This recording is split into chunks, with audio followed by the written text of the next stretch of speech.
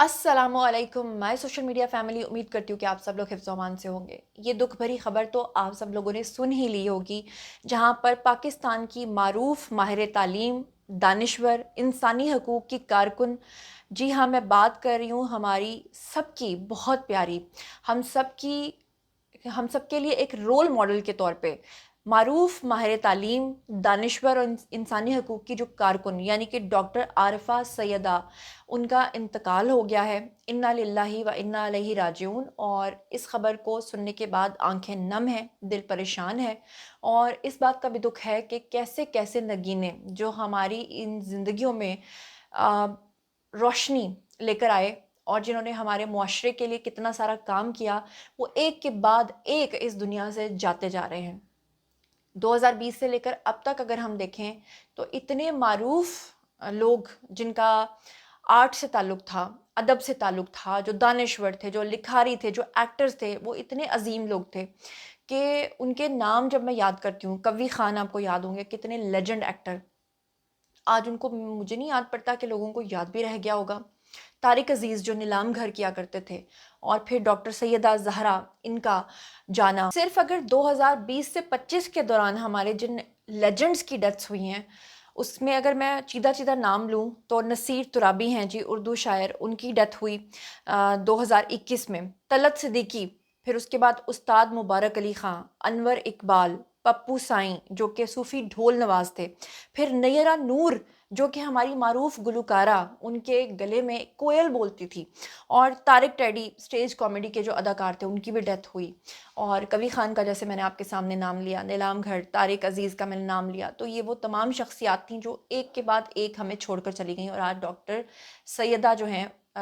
ज़हरा, वो भी हमें छोड़कर चली गईं। तो इन्ना लिल्लाहि व इन्ना इलैहि राजिऊन। आज के वीडियो में मैं उनकी मुकम्मल बायोग्राफ़ी आपके सामने रखूँगी, उनकी निजी ज़िंदगी, उन्होंने पूरी ज़िंदगी में क्या क्या अचीवमेंट्स की और वो तमाम ख़वातीन के लिए क्यों रोल मॉडल थीं। तो चलिए जनाब, शुरू करते हैं आज का वीडियो। चलिए, डॉक्टर आरिफा सैयदा की जो लाजवाल कहानी है, और ऐसी कहानियाँ और ऐसी ख़वातीन अब इस दुनिया से तकरीबन नापैद हो चुकी हैं। शायद ही इतनी कैरेक्टरफुल ख़वातीन आपने अपनी ज़िंदगी में कभी देखी होंगी, या फिर ऐसी शख्सियात जिन्होंने घर की ज़िम्मेदारियों के साथ साथ जो है वो एक औरत होने का सही मानों में हक अदा किया है। तो सबसे पहले आपको बता दूं कि डॉक्टर आरिफा सैयदा जो हैं, इनका पूरा नाम था जनाब डॉक्टर आरिफा सैयदा ज़हरा। पाकिस्तान की नुमायां तालीमकार रह चुकी हैं और उर्दू ज़बान और अदब की वो माहिर रह चुकी हैं। और आपको पता ही है कि उर्दू ज़बान जो है वो अब तो इतनी नापैद हो चुकी है कि सिवाय हमें टिकटॉक के ऊपर डांसेस देखने के अलावा कहीं आपको आज की जनरेशन में कोई ऐसा शख्स, ये कोई ऐसी औरत नज़र आती है जो उर्दू अदब के बारे में इस तरह से बात करते हों। वो उनकी बायोग्राफ़ी के बारे में आपको बता रही हूँ, तो सबसे पहले आपको ये बताऊँ कि जैसे कि मैंने उनका कंप्लीट नाम आपको बताया है, अब उनकी जाए पैदाइश आपको बताती हूँ। तो जनाब, लाहौर, लाहौर एक ऐसी सरज़मीन है जो यहाँ पर आता है और एक बार बस जाता है। ये शहर उसको ऐसे अपना लेता है कि कोई इंसान जाने का नाम नहीं लेता। तो सोचिए कि जो इस धरती पे पैदा हो, वो लाहौर में पैदा हुई थीं, और उनका जो क़याम है सारी ज़िंदगी वो लाहौर में रहा। उनका इश्क लाहौर से रहा। वो पूरी दुनिया में गईं, हर जगह घूमीं, लेकिन लाहौर की मोहब्बत जो है वो हर बार उनको लाहौर ही में खींच लाती थी। उनकी तालीमी और जो डिग्रीज़ हैं उनके हवाले से आपको बताऊँ कि bachelor of arts Lahore college for women जो है यूनिवर्सिटी, यानी कि LCWU, वहाँ से उन्होंने हासिल की थी। और इसके अलावा उनकी जो मास्टर्स की डिग्री है, मास्टर्स ऑफ आर्ट्स, वो उन्होंने जनाब किया था गवर्नमेंट कॉलेज यूनिवर्सिटी लाहौर से। अच्छा, यहाँ पर मैं आपको बता दूँ कि उन्होंने मज़ीद मास्टर्स किए थे जिसमें एशियन स्टडी और फिर PhD हिस्ट्री में जनाब उन्होंने यूनिवर्सिटी ऑफ हवाई एट मनोआ से किया था, जहाँ उनका मकाला जो है वो सर सैयद अहमद ख़ान 1817 से 1898 मैन विद अ मिशन जो था, वो उनका प्रोजेक्ट था। और पेशा वराना सफ़र की अगर हम बात करें तो उनकी तदरीसी ज़िंदगी का आगाज़ जो है उन्होंने LCWU में बतौर लेक्चरर जो है वो किया था, और बाद में वो वहाँ पर ही, उसी जगह पर ही वो असिस्टेंट प्रोफेसर भी बनी थी, और फिर उसके बाद वो वहाँ पर प्रिंसिपल भी बनी थी। बाद में government college for women Gulberg जो है,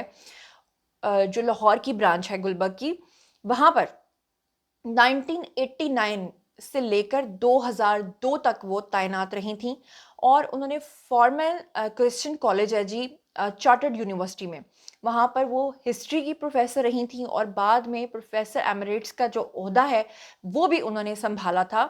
اور وہ مختلف اداروں میں وزٹنگ فیکلٹی کے طور پہ بھی کام کرتی رہی ہیں، جیسے کہ مثال کے طور پہ Lahore university of management sciences یعنی کہ لمس یونیورسٹی میں وہ اپنی خدمات سر انجام دیتی رہیں، نیشنل کالج آف آرٹس یعنی NCA میں وہ اپنی خدمات سر انجام دیتی رہیں، اسکول آف پبلک پالیسی میں، اور گورنمنٹ آف پاکستان، یہ تمام وہ ادارے تھے جس میں وہ اپنا کردار ادا کرتی رہیں، اور وزٹنگ فیکلٹی کے طور پہ وہ کام بھی کرتی رہیں۔ انہیں 2023 میں وفاقی عبوری وزیر اعظم کے تحت ایجوکیشن اور قومی ہم آہنگی کا خصوصی مشیر جو ہے وہ بھی مقرر کیا گیا تھا۔ اہم کام اور نظریات کی اگر ہم بات کریں تو ڈاکٹر زہرا جو ہیں وہ اردو زبان جو ہے اس میں ادب اور جنوبی ایشیا کی فکری تاریخ کی ماہر تھیں، اور انہوں نے اردو کے فروغ کے لیے زبان کی ثقافتی اور سماجی جہد کے اوپر بہت کام کیا تھا۔ خواتین کے حقوق کے اوپر وہ کافی بات کرتی تھیں، معاشرتی انصاف اور انسانی حقوق کی حمایت ان کے چیزوں کا جو ہے وہ مین حصہ تھا کہ وہ اس کے اوپر لازمی بات کرتی تھیں، اور نیشنل کمیشن جو ہے آن دا اسٹیٹس آف وومن یعنی کہ NCSW اس کی وہ چیئر پرسن بھی رہ چکی تھیں۔ کبھی دیکھا ہے آپ نے کسی خاتون کو کہ اس نے پوری زندگی جو ہے وہ پاکستان کے لیے وقف کی ہو، اور ساری زندگی اس نے کام کیا ہو، اور کام بھی وہ جس کے اوپر فخر کیا ہو؟ پتہ نہیں اب آنے والی نسلوں میں کیا ہوگا کہ کہیں گے کہ جی میری دادی تو ٹک ٹاک بناتی تھی، میری تو نانی جو ہیں وہ انسٹاگرامر تھیں اور بڑے PR پیکیجز لیتی تھیں، لیکن ایسی خواتین جن کی واقعی اگزامپل دی جاتی ہے ان میں سے ڈاکٹر زہرا تھیں۔ انہوں نے ایک انٹرویو میں کہا تھا the conflict this society finds itself embroidered in is a conflict between the powerful and the oppressed۔ اس کا اردو ترجمہ کچھ اس طرح سے ہوگا کہ یہ وہ معاشرہ ہے جس میں تصادم ہے، اور یہ معاشرہ جو ہے یہ تصادم میں الجھا ہوا ہے، وہ دراصل طاقتور اور مظلوم کے درمیان ایک جنگ ہے، یہ انہوں نے کہا تھا۔ پھر اس کے بعد انہوں نے کہا تھا کہ history has the power to hold a mirror up to society, but do we have the power to witness our own reflections؟ اس کا اردو ترجمہ جناب کچھ اس طرح سے ہے کہ تاریخ میں یہ طاقت ہے کہ وہ معاشرے کے سامنے آئینہ رکھ دیتی ہے، مگر سوال یہ پیدا ہوتا ہے کہ کیا ہمارے اندر اتنی ہمت ہے کہ ہم اس آئینے کے سامنے اپنا چہرہ دیکھ سکیں؟ کس قدر گہری بات ہے اگر اسے کوئی سمجھے تو۔ ان کا یہ جو طویل تدریسی سفر رہا اس میں انہوں نے اپنی پوری زندگی کے اندر بہت بڑے بڑے اعزازات اپنے نام کیے، اور اس میں جو مین چیدہ ہیں وہ میں آپ کو بتا دیتی ہوں۔ انہوں نے جناب یونیورسٹی آف ہوائی یا ہواوے جو بھی آپ اسے بولیں گے، وہاں سے انہوں نے ڈسٹنگوشڈ ایلومنائی ایوارڈ جو ہے وہ حاصل کیا تھا۔ ان کا انداز بیاں شجاع بھی رہا، اور معاشرتی ناانصافیوں کے اوپر وہ بات بھی کرتی رہیں، اور زبان کے استحصال کے اوپر بھی کھل کر وہ بات کرتی رہیں۔ مثلاً انہوں نے ایک دفعہ طنزیہ اظہار کرتے ہوئے کہا تھا Until now, according to the tradition, 2 women were equivalent to 1 man. Today, at Art Council, 4 women are the equivalent to the 1 man. اس کا کیا مطلب ہے؟ اس کا بھی آپ کو اردو ترجمہ کر دیتی ہوں تاکہ سب ناظرین جو ہیں ان سب کے لیے آسانی ہو جائے۔ تو اس کا اردو ترجمہ کچھ اس طرح سے ہے کہ اب تک کی روایت کے مطابق 2 عورتیں ایک مرد کے برابر سمجھی جاتی تھیں، لیکن آج آرٹ کاؤنسل کے اندر یہ وقت آ چکا ہے کہ 4 عورتیں جو ہیں وہ ایک مرد کے برابر سمجھی جاتی ہیں۔ جو بھی کہتی تھیں وہ بہت شہرت پاتی تھیں، ہر چیز ان کی وائرل ہو جاتی تھی۔ مثلا انہوں نے کہا تھا کہ for the people state and government that couldn't figure out in 75 years with Pakistani society is and what role women play in it, what difference will an hour-long conversation make? Question mark۔ اچھا اب اس کا کیا اردو ترجمہ ہے یہ بھی آپ کو بتا دیتی ہوں۔ مثلاً انہوں نے یہ کہا تھا کہ ایک ایسی قوم، ریاست اور حکومت جو پچھلے 75 سالوں میں یہ بات ہی سمجھ نہیں سکی کہ پاکستانی معاشرہ ہے کیا اور اس میں عورت کا کردار کیا ہونا چاہیے، تو اب 1 گھنٹے کی گفتگو سے اس میں کیا فرق پڑ جائے گا؟ مطلب اگر کوئی بھی اپنے پروگرام میں بلاتا تھا عورتوں کے بارے میں، ان کے حقوق کے بارے میں، ان کے سوسائٹی میں کردار کے بارے میں، تو اس سے بہتر بات کوئی ہو نہیں سکتی تھی کہ 1 گھنٹے کے سیشن میں آپ کو کیسے پتہ لگ جائے گا کہ عورت کا ایگزیکٹلی اس میں کیا کردار ہو سکتا ہے۔ 2020 سے لے کر اگر ہم 25 تک دیکھیں تو جتنی بھی بڑی بڑی شخصیات تھیں، جتنے بھی بڑے بڑے اداکار تھے، جتنے بھی پرفارمنگ آرٹس کے لوگ تھے، یا وہ لوگ جو آرٹ کو سمجھتے تھے، یا وہ لوگ جو واقعی معاشرے میں اپنا ایک پازیٹیو کردار ادا کرتے تھے، اگر ان میں سے دیکھا جائے تو یہ سر فہرست ہیں۔ اور 2020 سے لے کر اب تک جتنے لوگ، ہمارے قیمتی لوگ جو ہمارے اساتذہ تھے، جو ہمارے لیونگ لیجنڈز تھے، جو ہمیں چھوڑ کر چلے گئے، اور اس کے بعد جس طرح سے ہمارے معاشرے میں بگاڑ پیدا ہو رہا ہے، جس طرح کا گند ہم اپنے معاشرے میں دیکھ رہے ہیں، مجھے نہیں لگتا کہ شاید آئندہ کبھی ہم اس طرح کے نگینوں کو اپنی زندگی میں دیکھ سکیں گے۔ ڈاکٹر عارفہ سیدہ جو ہیں وہ پاکستان کی وہ شخصیت تھی جنہوں نے تقریباً نصف صدی سے زائد عرصہ جو ہے وہ تعلیم، ادب اور خواتین کے حقوق اور تاریخ کے میدان میں جو ہے انہوں نے اپنی خدمات سر انجام دی تھیں، اور ان کی زندگی ایک ایسے انسان کی زندگی تھی جو صرف پڑھانے والا نہیں بلکہ سوچنے والا، سوال اٹھانے والا بھی تھا۔ جہاں انہوں نے زبان، سماج اور تعلیم کے مسائل کے اوپر گہرے سوال پوچھے، وہیں انہیں کبھی چند افراد کی شدید مخالفت کا بھی سامنا کرنا پڑتا تھا۔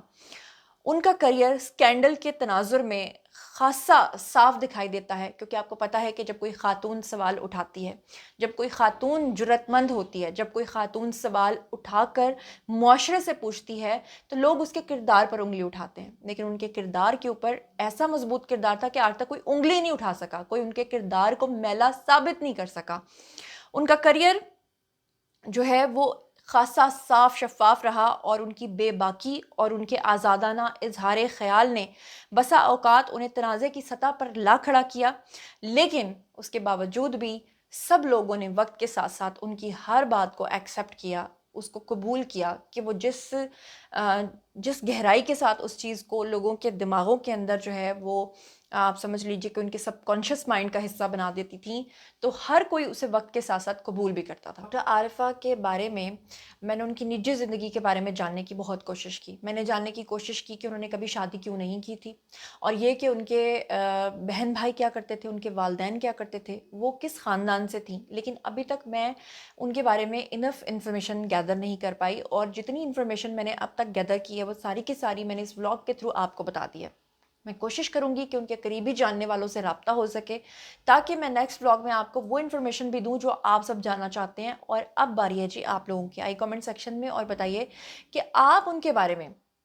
اور مزید کیا سننا، جاننا اور دیکھنا چاہتے ہیں۔ میں اس پہ بھی ویڈیو بناؤں گی، اور میں کوشش کروں گی کہ پوری ریسرچ کے ساتھ ویڈیو بناؤں، اور ساتھ ہی ساتھ